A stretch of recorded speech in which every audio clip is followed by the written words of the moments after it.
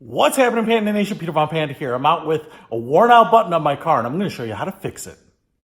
All right, guys, out here with my vintage Maserati, and in the glove box here are the buttons for popping the trunk. And what's that other one? That is actually the gas tank release button, but you can't tell because it's all worn off. Now that can happen on stereos and other things too. So this fix will kind of apply to it. But what I'm going to do here is I'm going to fix this. And the way I'm going to do that is with this little sticker. So this is actually for some sort of Volkswagen. I don't remember which one, but they are these like decals that should wear a little bit better. And at least with the little gas tank logo on it, I'll be able to tell what that is. When people borrow this car, they never know what the gas release button is.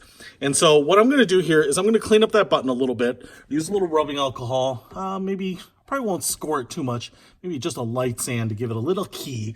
And then I'm also going to trim this down because this is not the right shape. Sometimes on some cars, you know, for some GMs and whatnot, you can get the buttons that are exact fits. As you can see, that button is quite a bit smaller. So I'm going to measure it, trace it out on a piece of paper, cut this out so that I have the logo, and then attach it to the button and hopefully make that quite a bit more useful than it is. So I cut this little Post-it note that fits on the button now. Not a lot of extra room, but I'm actually using the sticky side because what I've done is I wanted to let this stick over the gas symbol there. And what you can see is it's going to be pretty close, but really all I care about is that actual symbol, the gas iconography there, really more than anything. I just kind of want to make it usable again so that people know what's going on with it. So I'm just going to center it there, trace around it, and take a pair of scissors and then cut it out. All right, so I cleaned up the button with some rubbing alcohol and I cut out the little gas icon here. And I didn't quite round off the edges perfectly, but again, this one's kind of hidden.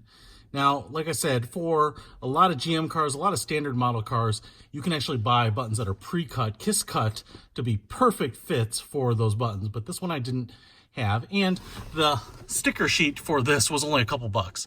So I just want to see if I can get this on here now, just so that anyone who drives it will know that this is the gas button. Oops, that's pretty sticky.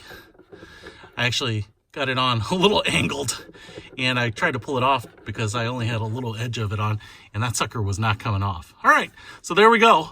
It's not a perfect fix, and if you had this button visible somewhere, I would probably take some time, not have a camera in front of it, and use some tweezers, really line it up before you maybe even pull off the backing. But that's gonna work fine, and now when people are looking around, they'll know how to open the gas tank.